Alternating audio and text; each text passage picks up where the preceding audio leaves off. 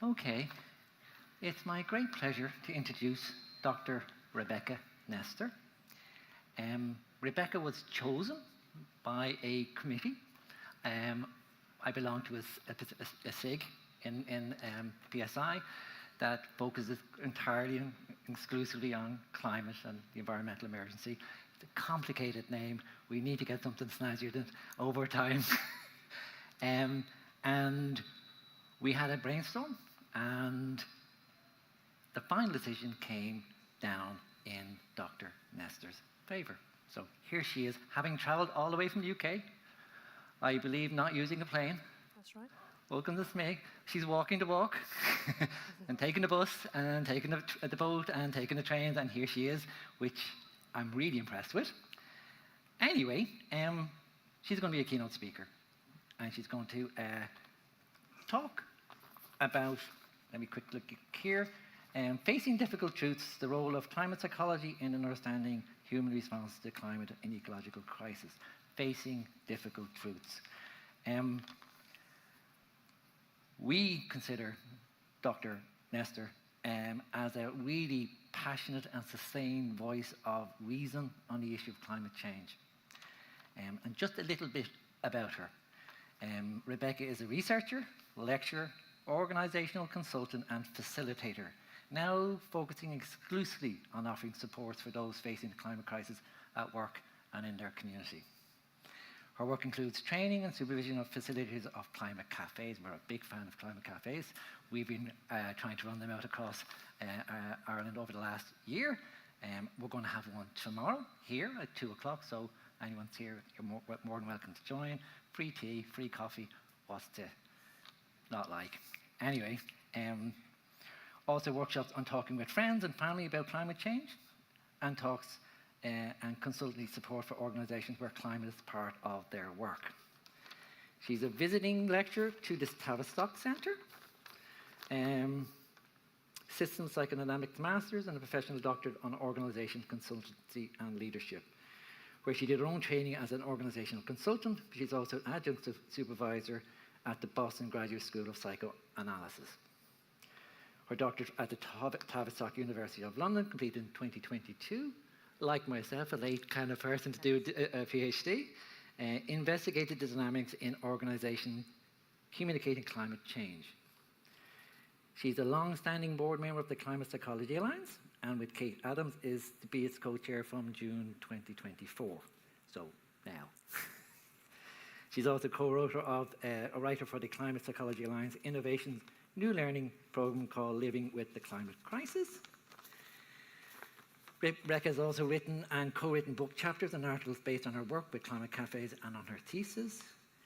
Before she retrained and adopted her current focus, she was a freelance leadership developmental professional, working mostly with university and the charity sector in the UK, often as associate of the advanced higher education. And before that, she worked at the University of Oxford nearly 20 years, initially as an equality practitioner and then in staff development. I love this. Your first degree was in English literature at Cambridge University, and you also hold an MBA from the Open University. She's in the middle of writing a book chapter which draws on her earlier literary interests to explore, this is fascinating, explore the relationship between George Eliot's Middlemarch and some aspect of the humanist response to the climate crisis. Can't wait to read that. She lives in Oxford, in the UK. She's a mum, a stepmom, and a delighted step-grandmother, whose Mondays with her 2-year-old step-grandson are definitely the best days of her week. And as I said today, Rebecca's going to address you with that talk I've just described. But before that, I want to embarrass her just a little bit. One of the privileges I have as a president, I'm allowed to give what are called presidential citations. They don't go to psychologists, they have to go to people outside of psychology field, but people who we believe are making a significant impact on areas of interest to psychology. So, here I go. I'm going to go over here and I have a certificate. And I would really appreciate if you give us a round of applause as I hand this over to...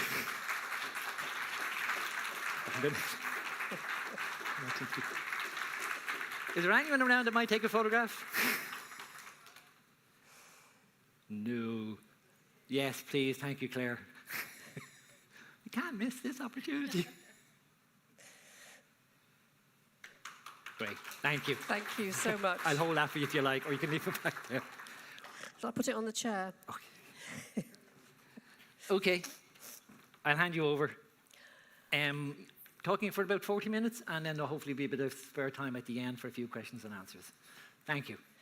Thank you so much, Oran. And yes, I do feel slightly embarrassed, but it is great to be here. I feel very privileged and delighted to be invited to come back to Ireland, where I did spend 2 or 3 times a year visiting to do the work that you were just describing in leadership development in universities. So I was in Dublin and Cork mostly, and I haven't been back since COVID, and so it is absolutely wonderful to be here in my new role, because everything has changed for me since 2019.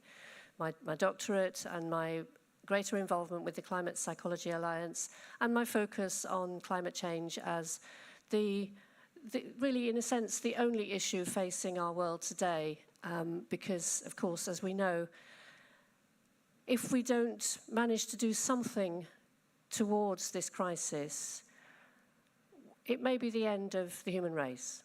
And I don't want to overstate that, because we don't know, but the scale of this issue facing us is beyond anything that has ever happened to us before. So that's why I'm here. That's why I do the work I do. And I'm going to say a little bit about what I propose that we talk about. And I want to invite you to take part in this as much as possible. So I will be doing stuff for 40 minutes, and then there'll be Q&A. But in the 40 minutes, there'll be an opportunity for you to really kind of think about it and talk to people around you about it as well. And so because we're going to be talking about something a bit difficult, what I suggest is that we might start with a bit of a stretch, a bit of a wriggle, a few deep breaths, whatever it takes for you to be in your body and to be able to be present in the room. And I know there'll be people coming in as we start, and that's completely fine, but those of us who are here, let's just do a little bit of stretching. And I'm not a yoga teacher, so I don't know how to do the deep breathing stuff, but you've probably all got something that you do to manage when things get a bit difficult. Part of that might be to hold on to something, but part of it might be just doing the breathing. So I'm proposing that we start by talking about putting our climate feelings into words, and maybe doing a bit of that if we feel that that's okay. And talking about why we don't do that very much as a society, and moving from there into how climate change shows up emotionally, what the feelings are that might lead us to the defenses that we need in order to manage the fact that these are quite strong feelings, the distress that might be around, and what some people are calling a collective trauma, and what that might mean for the psychological professions. And it's not just a call to step up. It is also an example of what some psychologists are doing and what the Climate Psychology Alliance is trying to support people in doing. So it's not that I want to end on a hopeful note, because I think sometimes that idea of insistence on hope can be a little problematic in the climate field. But I do want to leave you with a sense of what you can do, because I think we all do need to do something. So in order to start the process of giving you a chance to notice what you feel about the climate crisis, this is going to be a gentle invitation, and I'm going to show you first some pictures of some of the extreme weather that we know is being intensified by the higher temperatures that the world is facing. And the invitation is to notice how you feel when you see these pictures. And there could be a huge range of feelings. There could be nothing. There could be, I've seen this too much, I don't feel anything. There could be anxiety, there could be horror, there could be irritation, and all of those feelings are welcome. So, and it's not just you have to feel the things you're expected to feel, but whatever does come up for you. And then there will be an invitation to talk to the people around you about that, but only if you wish, okay? If you prefer to just sit with it yourself, that's completely fine. So here are the pictures about what is happening to our world. Here's a river that has shrunk to about a quarter of its usual size. Here's a forest fire. Here are the impacts of wildfires in New York in 2023. The orange light. Here's a flood in Yorkshire, where my parents are from. Here's a flood in Pakistan, when about a third of the country was underwater. And here are the recent floods in eastern Spain.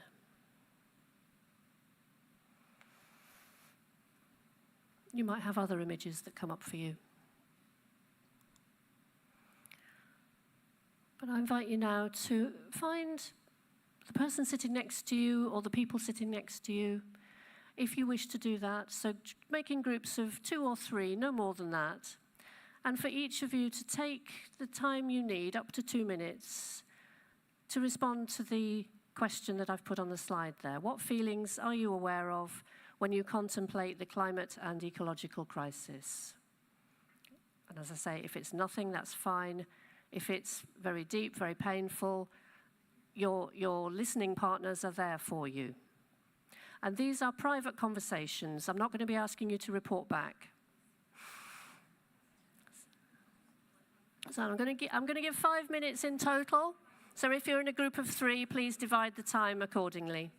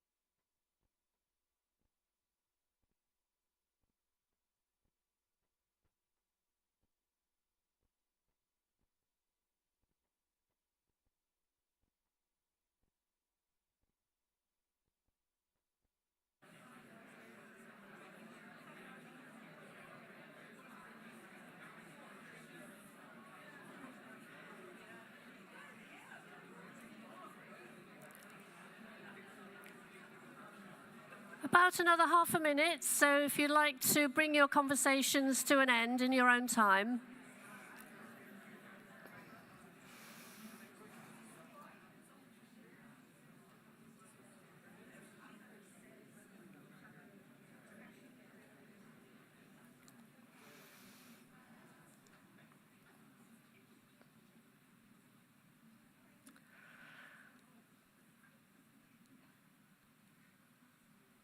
You've heard some of this already, what you can see on the slide. Some of this Oran was saying to you, but what he didn't say was my family origins. So I am English, as you can hear. My grandfather's family left Ireland in the early 18th century to go and be part of the colonization of India, and I have Indian origins which are completely denied in the family, but you can see it in most of us.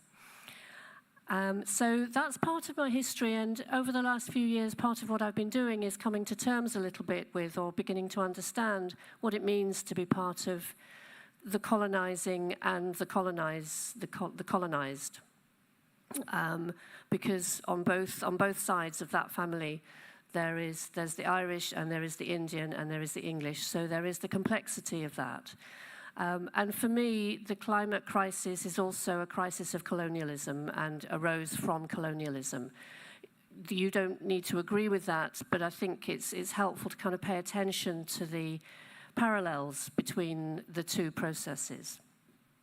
And I'm a mother, a stepmother, a step-grandmother, etc. But the other thing that Oran didn't say, because I didn't tell him, is that how I came to climate psychology. It's because I was a climate activist in the early 2010s. I took part in a local group that was doing what we used to call behaviour change in the climate field. So, getting people to cut down on meat, to reduce flying, to reduce consumption generally, and to look at whether their homes were suitably insulated and using renewable energy as much as possible. And I was just really irritated and frustrated by the tone of much of that kind of work. It was very hectoring, and it was very technical, and it was also somehow trying to pretend that this was not big stuff for people. So, it's all right, just kind of switch the kettle off when you've finished using it. Just don't leave your phone charging all night, and everything will be all right. And I felt there was something missing in this, and that it wasn't really speaking to how big this felt for me. And also, I was noticing that that kind of work wasn't really very effective. And then I discovered something called Carbon Conversations, which was designed by one of the founders of the Climate Psychology Alliance. I didn't know anything about that at the time. And essentially, it was a combination of all the technical stuff about reducing your carbon emissions and a psychosocial approach that allowed space for people's feelings and gave them a small group in which to work through those feelings. So all the kind of stuff that we might recognize. And that's been my journey. That's been my journey of bringing climate psychology into the work I do on climate change. And at the bottom of the slide there are some of my feelings, and it's very hard to put them into words, isn't it? Sometimes I think, well, I really don't feel very much. I just feel annoyed, or just kind of frustrated. And then I think, actually, I'm completely terrified. And that settles down into this useful word, anxiety.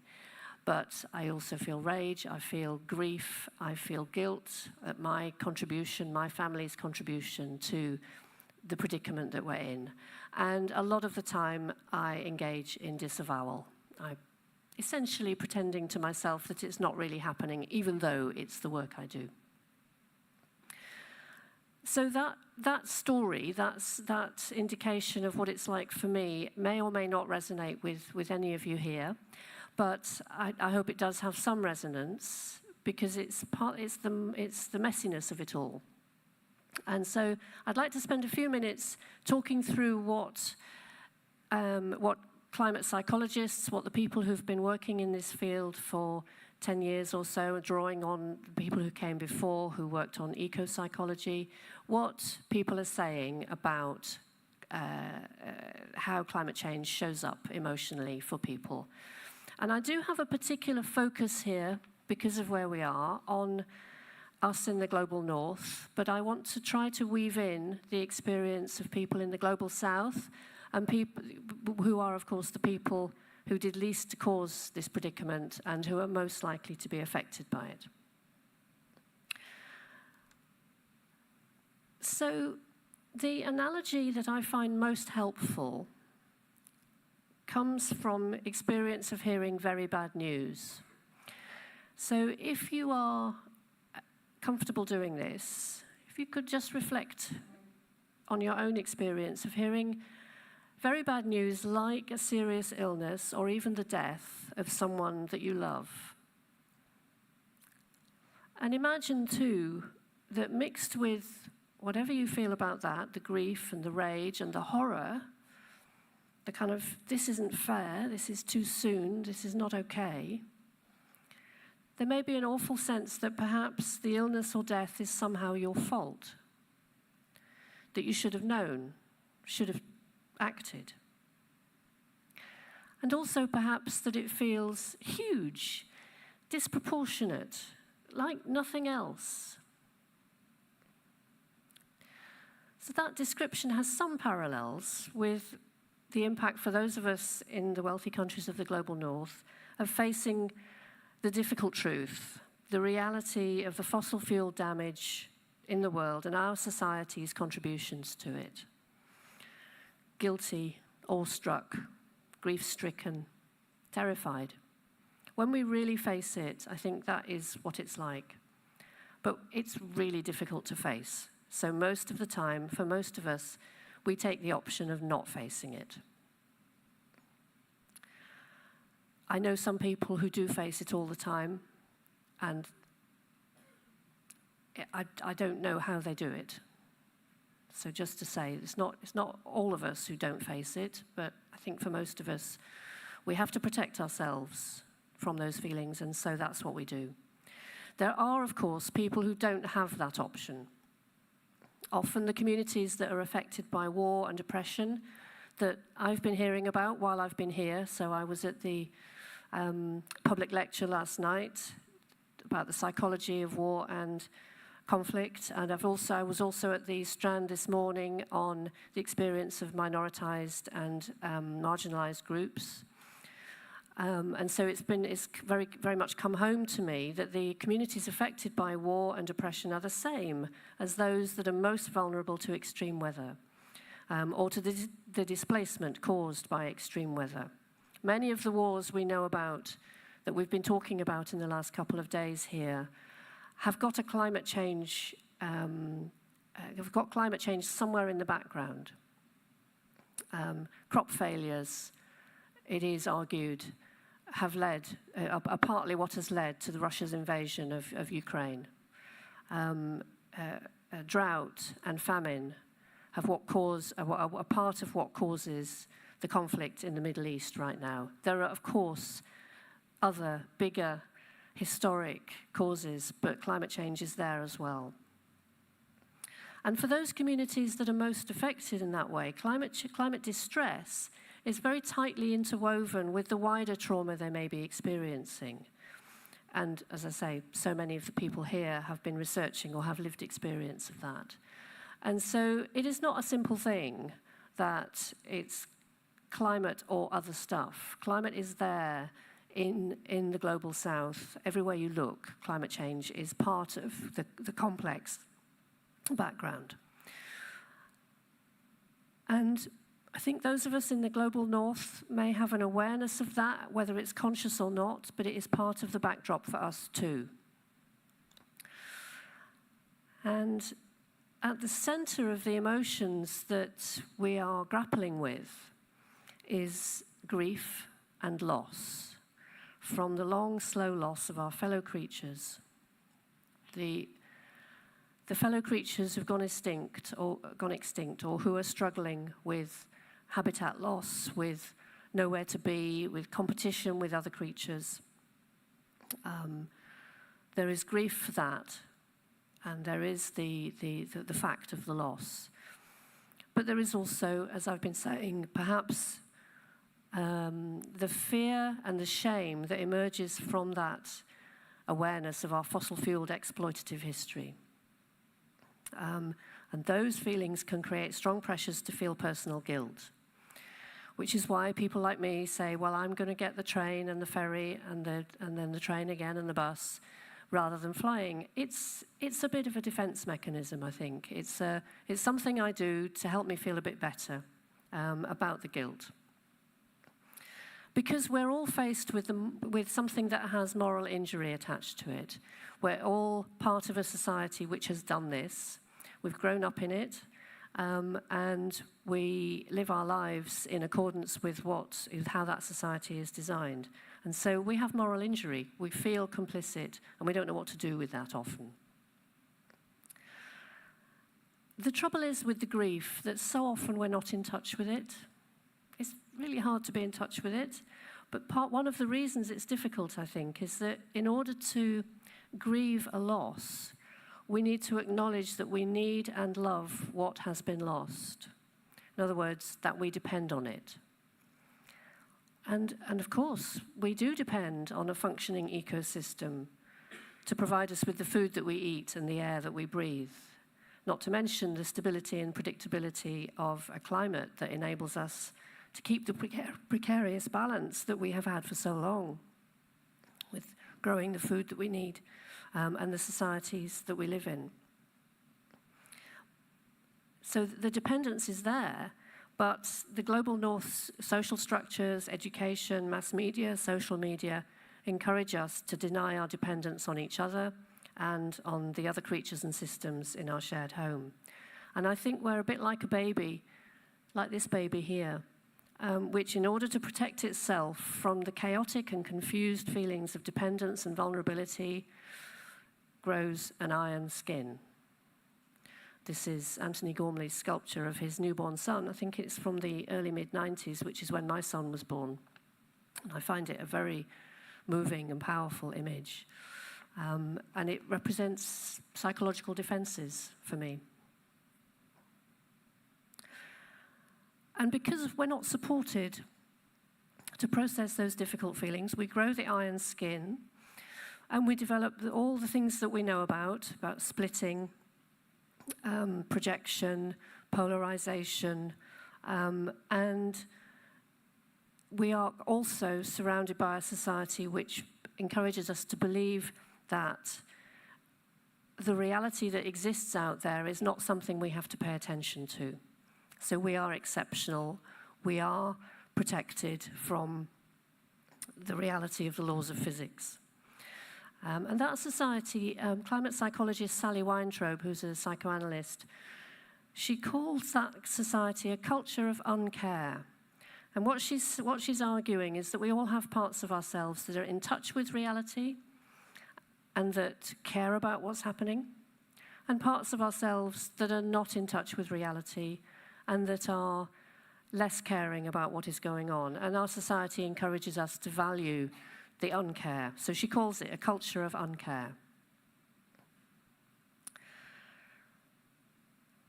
That culture encourages us to disconnect from intimacy so as to avoid acknowledging our dependence and our needs. And that means that we also disconnect from the reality of our feelings for our Mother Earth. It's hard to acknowledge that. There's little space for processing, there's little space for allowing our feelings room to breathe. And our feelings about our Mother Earth get turned into a very uncomplicated thing. Whereas actually, of course, those feelings are very much like our feelings for our human mothers. Messy, contradictory. There's hate in there as well as love. And we're not really supported to feel that about our Mother Earth. So we go into the defenses. We go into straightforward denial. This is a hoax. We're not going to do anything about it. We're going to get rid of all this green nonsense. But also the more day-to-day defenses and denials, like apparent apathy. which some people argue masks a really deep grief. It's a kind of depression. Depending on fantasy saviors like particular kinds of technology, particular kinds of leaders, Greta Thunberg. When our Labour government was elected this year, I found myself thinking, oh, perhaps Ed Miliband will save us all. And I had to kind of allow myself to feel that, but I also had to tell myself, yeah, probably not. So, fantasy saviors like individual leaders, but then also, and this takes me back to the beginning of my experience of climate psychology, kind of a lot of insistence, a lot of certainty.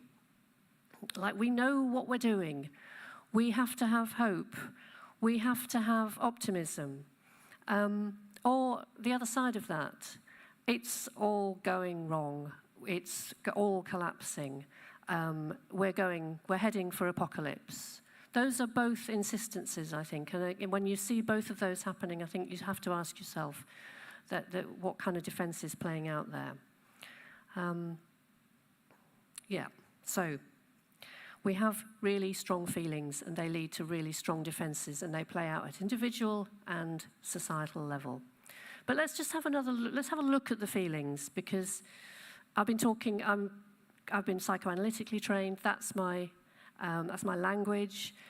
This image comes from clinical psychology and clinical psychology research, and it's a bit different to the kind of defense-based approach that I've been taking. But I thought it was interesting to show it, even though it doesn't come from my field, because I find it very helpful as a way of just kind of categorizing a little bit, not getting completely stuck in the morass of the feelings, but being able to have a sense of, am I more towards anger? Am I more towards sadness? Am I more towards fear?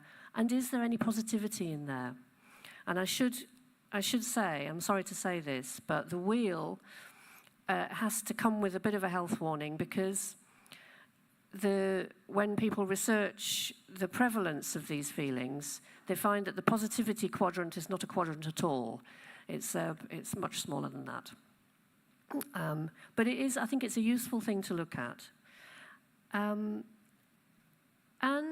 we know, and we heard yesterday, although I wasn't able to get to that particular talk, that there's a recent survey in Ireland which, depending on which bit of it you take, you can take 80% or 90% or anyway very high numbers who both agree that climate change is happening, that it's caused by humans, and that it is something to be alarmed or concerned about. And that is really good news, I think. You have a society here which knows what's happening and is worried about it. And it's not only that Ireland is a particular place where there is this knowledge. Recent survey by the UN, the People's Climate Vote, and it is people's plural because it covers all nations, 75% of those people were worried about the effect on the next generation. I think we should be worrying about our own generations as well, but that concern is also reassuring, I think. And in a global survey, the image there is of the launch of that survey in 2021 of young people. More than half of those people felt sad, anxious, angry, powerless, helpless, and guilty. And that was worse in communities where there was on the front line of the climate crisis, where stuff was visible that was happening. And this is 3 years ago, so it's worse now.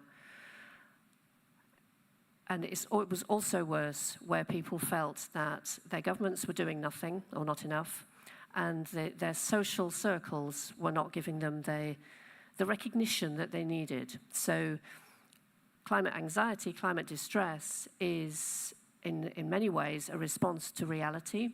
And if it gets turned into an illness, a psychological condition, or something that is just that one person's problem, then it is intensified.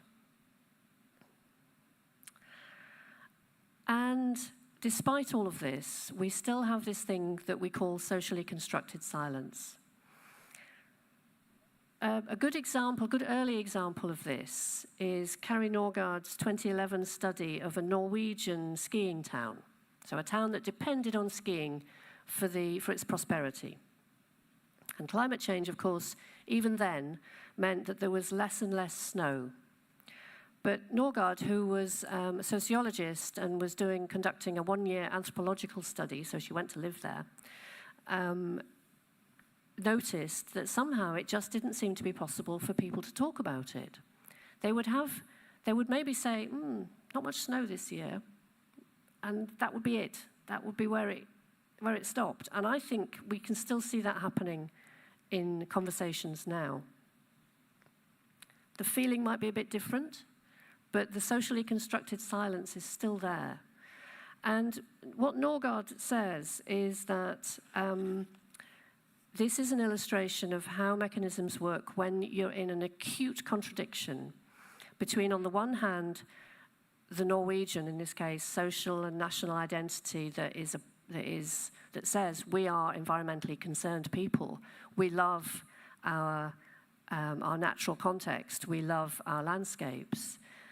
And on the other, also in Norway, the reality of a society that gets pretty much all its prosperity from fossil fuels. So that contradiction has a silencing effect. And I'm quite interested in how this plays out. I think you get a splitting.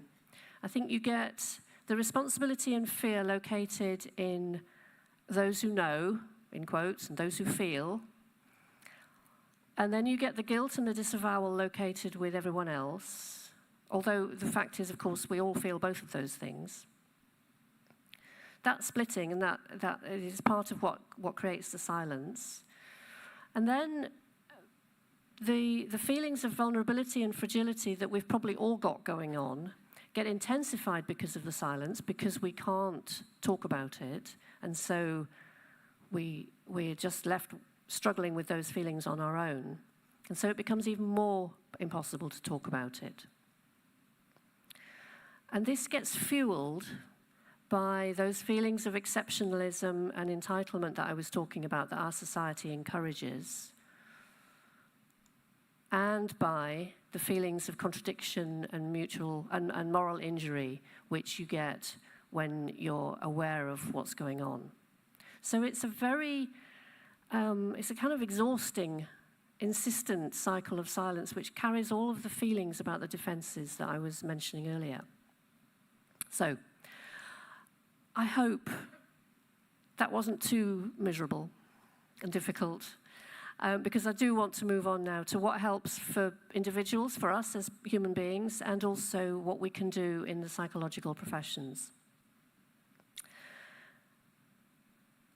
This slide is just, I think, a really helpful, I've taken it from Rosemary Randall, who designed Carbon Conversations.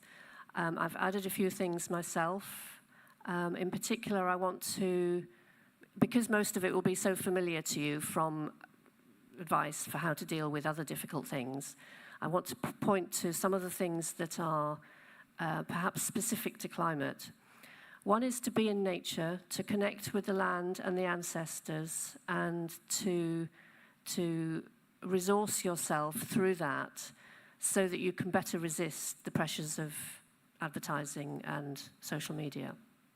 And the second is to bring our lives into alignment with our knowledge and values as far as we can, but not to get obsessed by it, because that can become almost like a form of eating disorder, I think. It can become something that we do in order to help ourselves with difficult stuff, rather than because it needs doing.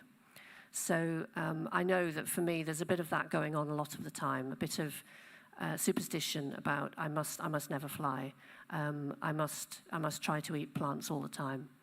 And I don't manage to do the latter. I do manage to do the former, and it helps, but it's something I need to be aware of not becoming obsessed with. And then the last thing that is very specific to climate is that climate change is a collective problem and it needs a collective solution, and so we need to work together on it. And so finding ways to do that, working with others, working in a collective is, I think, essential. So a lot of the solutions, a lot of the ideas about how we can get involved are group activities. And before I give you a couple of examples of that, I want to just a little plug for the Climate Psychology Alliance, which I'm co-chair of, because we have a lot of support for people who are climate-aware psychological professionals, including support for how to become more climate-aware. So we have a therapist directory where people offer 3 free therapeutic support sessions. We don't call it therapy because 3 sessions, not really therapy, is it? But we have a directory of people who are doing that free. We offer monthly climate cafes and versions of climate cafes that are more specifically designed for parents and for young people. We offer training in facilitating climate cafes. We offer a 1-day online workshop for therapists who are thinking how to bring their skills to bear on the climate crisis. And we offer support for people who want to run a program that we've called Living with the Climate Crisis. And you can find all of those things on the website.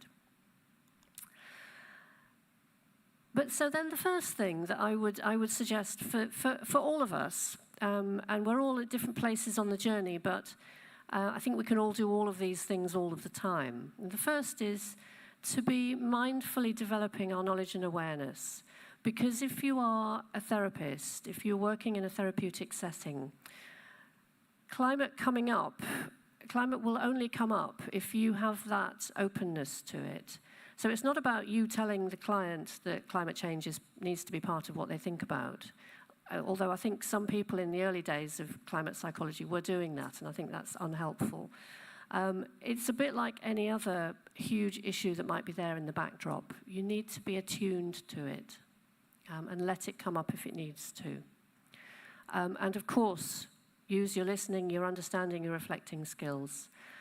And be mindful that trauma is part of this, part of the landscape here. So, as in all cases of trauma, be prepared for deep shame, and it might be yours, it might be your clients', and be prepared to work with that. So that's one aspect of this. And then another aspect is climate cafes. Now, I'm going to say a bit about them because although I know you do climate cafes here in PSI, I also know that there are lots of different versions of this. So I want to tell you how we do climate cafes in CPA. They're based on death cafes, so they are a place to bring feelings in response to a taboo subject. And they are very simple, they're hospitable, they're tea and coffee, cake, finding ways to put our responses into words. No lectures, no advice, and no commitment, so no requirement to come back. Come to one, come to as many as you like, don't feel you've signed up for something. A thinking space, a bit of a haven, no agenda except trying to share our feelings. And our focus is not our action about climate change, but our feelings and thoughts about it. And the thinking there is that, I'm just jumping to this second slide, the last point on this second slide. If we talk about action, we're going to evoke the shame and the guilt, probably a bit too much for some people. And so a climate cafe doesn't talk about action, it just talks about feelings. Action does get talked about, of course, but it isn't the focus. And they are for people who've started to worry, start to have difficult feelings. Perhaps they haven't got a space to talk about them. They might be climate activists, they might be very long-standing climate activists, but they've never had a chance to talk about the feeling side of it. Or they might be concerned citizens who are just thinking, help, I didn't know this was happening, and now I do. What can I do about it? It's not a closed therapeutic group. It is an informal, friendly, welcoming, warm space, trying to create the opposite of the culture of uncare that we live in. Not for profit, just pay what you can if you want to pay nothing if you prefer. And making it very gentle, making it very welcoming, making it not joining any kind of environmental group is also helpful, especially for people who are new to this. So that's one thing, and anyone with group skills can run a climate cafe. We suggest you have 2 facilitators, and CPA offers training, and you can also just kind of find how it's done and do it, because that's the idea. It's a very emergent idea. The second thing that we would hope you leave knowing about is something called Living with the Climate Crisis, which is materials that we have written to help people with group and psychological skills run longer standing groups in their communities. So it's lots of detail there, 3 modules, 20 hours.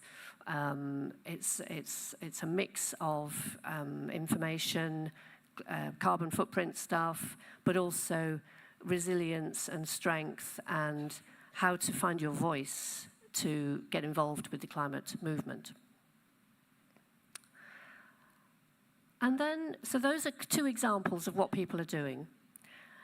And then the last thing I want to mention is something which I think you have a similar thing here, but in the UK, the big psychological professional bodies have come together to agree a statement of intent, which they're calling the Climate Minds Coalition. And their idea is to influence the mental health sector, both in terms of common practices, but also in terms of education and training for therapists and psychologists, and also to influence the public, to raise awareness of the mental health impacts of the climate crisis, and also to influence government so that adaptation and mitigation work can take the mental health aspects into account. And it's good to know that there is work like that going on here too. So, how are we doing? Not very long, but I'm going to invite you anyway to take just a moment to reflect on this together. First of all by yourself, and then with your neighbour if you would like to do that. And we can hear questions arising from that if you like, but they don't have to generate questions. So take a moment with yourself. Take a moment with your neighbour if you like.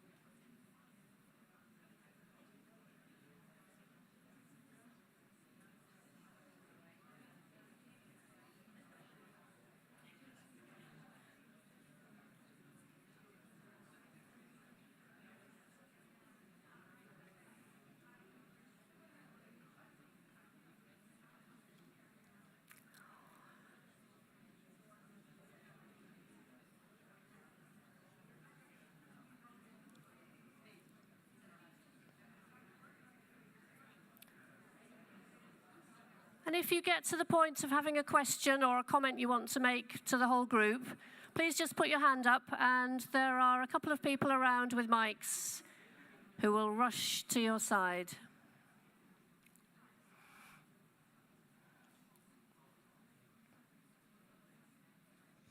Hi, thanks for the great presentation. I just wanted to add in terms of things you can do in terms of listening. I'm from Canada, so Turtle Island, so a lot of what has helped in terms of my feeling better about dealing with the climate crisis is listening to Indigenous voices and how they have been mitigating and managing climate events for a very long time, and that was disrupted, as you said, by colonialism. So in my experience, that is a very effective way of listening to those who have this experience, and then obviously outside of a context where there isn't Indigenous peoples here in the same way, people who live close to the land and have always lived in relation to the land. But yeah, that's just what's helped me. Thank you so much. Yeah. That is such an important point.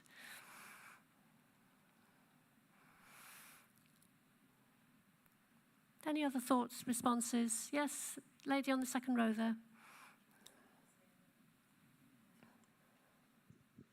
Thank you so much, Rebecca. It was amazing to hear the way you could sit there just on your chair, and we felt like we were all just in a small room talking to, or listening to you and talking to you.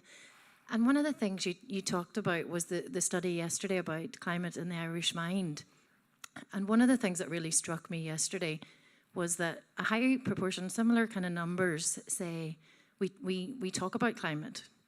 And I think what you touch on today is, yes, we talk, but is it that kind of top level, oh yeah, the weather's changing? And I mentioned this yesterday as well, but I think we need to do what you're talking about and talk on a deeper level, but in a way, as you say, that we respect all people in terms of where they are starting from. And I'm really happy to see this conversation happening within psychology in Ireland. And actually, one other thing that you mentioned there was thinking about our ancestors. And I think culturally, we've got a long history in Ireland of being close to the land, like you say, even in Canada. And some of what we could tap into personally and collectively is what our country came from and how we regarded the land. And I think that is also a conversation that psychology can have as well and engage in, not always to be on the scientific side of things, if you know what I mean. Yeah, thank you. And yes, the question of how we talk about climate is so confusing, and I didn't know that particular outcome, and I don't want to speculate, given that I don't know what people were thinking of, but I know from my own experience that it often is one sentence from me, one sentence from another person, and then a kind of feeling of helplessness, which stops the conversation continuing. And so a climate cafe being a space where you can say one thing and then you don't have to respond to each other, you can just pass around to the next person, I think is quite helpful for that, as is, of course, a climate-aware therapist. But I think we need to be having these conversations outside the therapy room, in the community. Yeah, and in response to your important point about Ireland's history with the land and Ireland's own Indigenous practices, which my ancestors were complicit in largely attacking and destroying.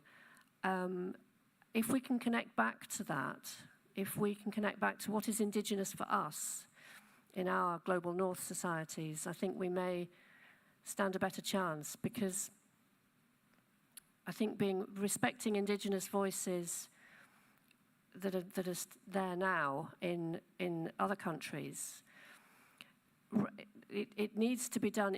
People need to be heard, but there is a bit of a tendency to appropriate the language, isn't there, and the mindset. And I think we need to do our own work. Yes, lady there. Wait for the mic.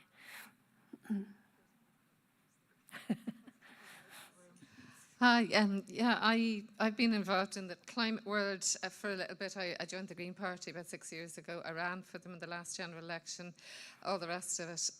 But I think I have to tell you, I'm just kind of giving up. I drove an electric car. When the first electric cars were coming in, I was there driving the car, blah, blah, blah. And then I had an accident, a near accident in one, and I ended up giving it back. And I'm driving an old banger of a car at the moment, a petrol car, and I don't know whether I'm going to actually go back to my electric car. And I was very good. I would walk for 2 hours while I was charging and everything.